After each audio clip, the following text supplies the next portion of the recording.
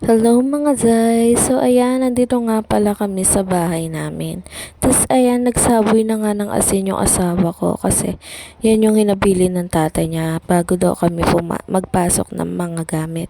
Tapos ayan na rin yung una namin pinasok na sinasabi nila, yung pampaswerte sa bahay. Tapos pinasok na rin namin unti-unti yung mga panlinis namin sa bahay.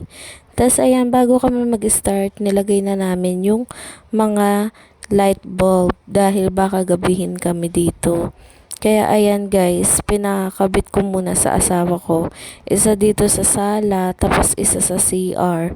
Tapos, isa din sa second floor sa magiging kwarto namin. So, ayan guys, nandito na nga kami sa second floor. Di pa namin alam kung paano gagawin namin kasi baka mahulog nga kami dahil wala pang sabat. Tapos ayan, tinatansya-tansya ng asawa ko pero hindi niya talaga abot guys, kaya tawa kami ng tawa dyan. So sumilip na lang kami dito sa mga kapitbahay namin at wala pang mga nakatira. Tapos ayan guys, ginawa na rin to ng asawa ko. Bali, pinalitan namin yung faucet dito sa likod. Actually, may binigay sila pero ayaw namin yun. Kaya, ayan, nilagay namin yan. Tapos, ayan, nagpa-music ako at naglinis na dito sa second floor. Inuna ko nga yung mga jealousy dahil sobrang dumi nila. Tapos, eto nga pala yung asawa ko na pinupukpok niya na yung para sa second lock ng aming doors. Tapos, ayan, pinunasan ko na rin yung hagdan kasi sobrang dumi talaga guys.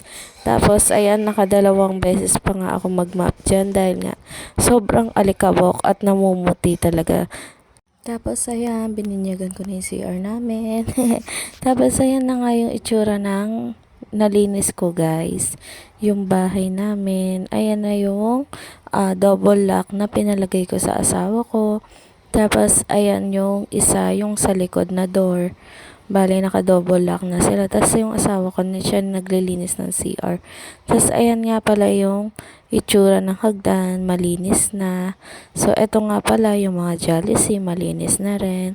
Tapos, eto nga yung sa kabila. O, diba? Wala na mga alikabok. Tapos, ayan yung mga kapitbahay namin, guys. Tapos, umuwi muna nga pala kami kina mama para magpa-refill ng tubig.